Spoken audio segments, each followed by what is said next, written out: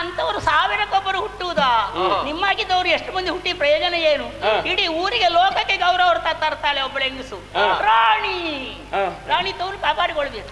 ಅವಳು ಸತ್ತಿರುವುದಿಲ್ಲ, ಸತ್ತು ಬದುಕಿದ್ದಾಳೆ ಈ ಮಣ್ಣಿನಲ್ಲಿ. ಉತ್ಸವ ನಡೆಯುತ್ತದೆ. ನಾನು ಅಂಥವಳೆ ನಾನು. ಸತ್ತು ಬದುಕಿಯನು, ಬದುಕಿ ಸಾಯೋಳಲ್ಲ.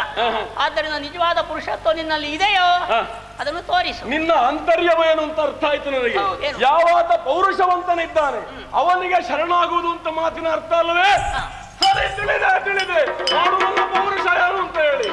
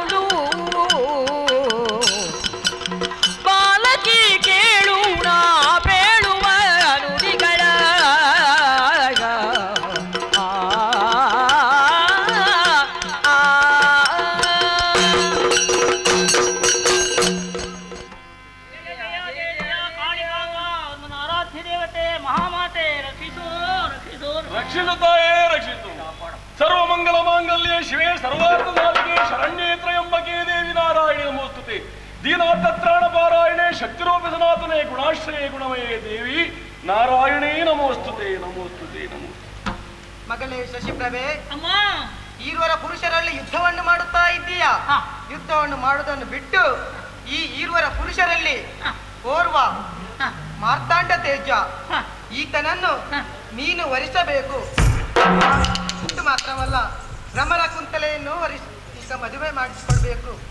ಕಮಲ ಕನ್ನಿನಿಯನ್ನು ಕಮಲದನಿಗೆ ಮದುವೆ ಮಾಡಿ ಸುಖ ಸಂತೋಷದಿಂದ ಇದ್ದಕ್ಕೂ ನಿನ್ನಿಂದ ಇನ್ನು ಮುಂದಕ್ಕೆ ಹುಟ್ಟುವಂತ ಒಬ್ಬ ಮಗಳು ಹುಟ್ಟಿಕೊಳ್ಳುವುದಕ್ಕಿದ್ದಾಳೆ.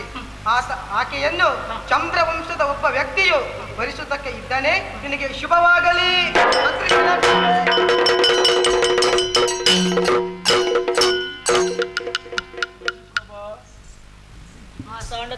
ಪ್ರತ್ಯಕ್ಷನಾದಂತಹ ತಾಯಿ ಹೇಳಿದ ಮಾತುಗಳನ್ನು ಕೇಳಿದೆಯಲ್ಲ ನೀನು? ಇವಳಿಗೆ ಮೊದಲೇ ಬರಬಹುದಿತ್ತಲ್ಲ, ಪೌರುಷದ ಪ್ರದರ್ಶನ ಆಗಬೇಕಲ್ಲ. ಇಷ್ಟು ಕಷ್ಟ ಕೊಟ್ಟ ವೀರರಾಣಿ ಶಶಿಪ್ರಭೆ ಅನ್ನೋದು ಲೋಕಕ್ಕೆ ಗೊತ್ತಾಗಬೇಕಲ್ಲ. ನನ್ನ ವೀರತನಕ್ಕೆ ಕುಂದು ಬರಲಿಲ್ಲ, ಬಿಡೋಣ. ಹೌದು, ಅದೆಲ್ಲ ಕಾಳಿಕಾಂಬೆ ಅಂದ್ರೆ ನಾವು ಆರಾಧಿಸುವುದು ಮಹಾತಾಯಿ. ಅವಳ ಅಕ್ಷರವನ್ನು ನಾವು ಮೀರಬಾರದು. ಸತ್ಯ, ಅದು ವೇದವಾಕ್ಯ, ಪ್ರಭು ಸಂಹಿತ. ಹೀಗೆ ನಾಡೆ ಮಾಡು ಬಾಯಿ ಮುಚ್ಚಿ ನಾವು ಮಾಡಬೇಕು. ಅದಕ್ಕೆ ಪ್ರತ್ಯುತ್ತರ ಕೊಡುವ ಅಧಿಕಾರ ನಮಗಿಲ್ಲ. ಅರ್ಥವಾಯಿತು? ಹಾಗಾದ್ರೆ ಯುದ್ಧವನ್ನು ನಿಲ್ಲಿಸಿ ಈತನನ್ನು ವರಿಸು. ಹಾಗೆ ಹೇಳಬೇಕಾಗಿದ್ರೆ ನಮ್ಮ ಈ ಪ್ರಪಂಚದ ತತ್ವ ಏನೆಂಬುದು ಈಗ ಸ್ಪಷ್ಟವಾಯಿತು. ಯಾವ ಹೆಂಗಸಾದರೂ ಗಂಡನಿಲ್ಲದೆ ಪುರುಷರ ಸಹವಾಸ ಸಂಪರ್ಕ ಇಲ್ಲದೆ ಬದುಕುವುದಕ್ಕೆ ಸಾಧ್ಯ ಇಲ್ಲ. ಬದುಕಲೇಬೇಕು. ಹಾಗಿದ್ದರೆ ಅದಕ್ಕೆ ಮರ್ಯಾದೆ. ಅದಕ್ಕೆ ಹೆಣ್ಣು ಜನ್ಮ ಸಾರ್ಥಕವಾಗ್ತದೆ. ಇಲ್ಲವಾದ್ರೆ ಸೊಕ್ಕು ಅಂತ ಅರ್ಥದೆ ಅಲ್ಲವೇ? ಆದ್ದರಿಂದ ಮಹಾತಾಯಿ ಅಷ್ಟನ್ನು ತೋರಿಸಿಕೊಟ್ಟಿದ್ದಾಳೆ. ಈ ಪ್ರಪಂಚ ನಡಿಬೇಕಾಗಿದ್ದರೆ ಪ್ರಕೃತಿ ಪುರುಷರು ಅಂತ. ಪ್ರಕೃತಿ ಭೂಮಿ, ಮೇಲೆ ಕಾಣ್ತಾ ಇದ್ದಾನೆ ಪರಮೇಶ್ವರ, ಅವ ಪುರುಷ. ಆ ಪುರುಷನಿಗೆ ಪ್ರಕೃತಿ ಪಾರ್ವತಿ ದೇವಿ ಹೆಂಡತಿ ಆಗಿದ್ದಾಳೆ. ಶ್ರೀಮನ್ನಾರಾಯಣ ಪುರುಷ, ಲಕ್ಷ್ಮೀದೇವಿ ಪ್ರಕೃತಿ ಇದ್ದೇನೆ. ಈ ನಮ್ಮ ಈ ಕಥೆಯಿಂದ ನಡತೆಯಿಂದ ಲೋಕಕ್ಕೆ ದೊಡ್ಡ ಒಂದು ತತ್ವ ಸಿಕ್ಕಿತು. ಹೆಂಗಸರು ಎಷ್ಟೇ ತಾವು ನಮಗೆ ಸ್ವಾತಂತ್ರ್ಯ ಬೇಕು ಅಂತ ಹಾರಾಟ ಮಾಡಿದರೂ ಕೊನೆಗೆ ಗಂಡಸರ ಕಾಲ ಬುಡಕ್ಕೆ ಬೀಳಬೇಕು. ಒಳ್ಳೆಯದು. ನಾವಿಬ್ಬರು ಇವನನ್ನು ವರಿಸಬೇಕಂತೆ. ಅಮ್ಮ, ನನಗೆ ಆದಷ್ಟು ಬೇಗ ಈ ಊರು ಬಿಡ್ಬೇಕಂತ ಮನಸ್ಸುಂಟು. ಯಾಕೆ? ಸಾಕಾಗಿದೆ ನನಗೆ. ಇಲ್ಲಿ ಏನಾಗಿದೆ? ಅಲ್ಲ, ಅವರ ಊರು ಸೇರ್ಬೇಕಂತ. ಎಷ್ಟು ಒಳ್ಳೆ ಊರಿದ್ದು, ಎಷ್ಟು ಪ್ರಸಿದ್ಧವಾದ ಊರು. ಈ ಮಣ್ಣಿಗೆ ಎಷ್ಟು ಬೆಲೆ ಉಂಟು. ಈ ಊರನ್ನು ಬಿಡಬೇಕು ಅಂತ ಹೇಳ್ತಿಲ್ಲ. ಹಾಗಲ್ಲ, ಹಾಗೆ ಹೇಳ್ಬೇಡ. ಶ್ರೀರಾಜ್ಯ ಶಾಶ್ವತವಾಗಿ ಉಳಿಯುತ್ತದೆ. ಆ ಮಾತೆ ಅಭಯ ಕೊಟ್ಟಿದ್ದಾಳೆ. ಇಲ್ಲಿಗೆ ಮುಗಿಯುವುದಿಲ್ಲ. ಮುಂದೆ ನಿನಗೊಬ್ಬಳು ಮಗಳು ಹುಟ್ಟುತ್ತಾಳೆ.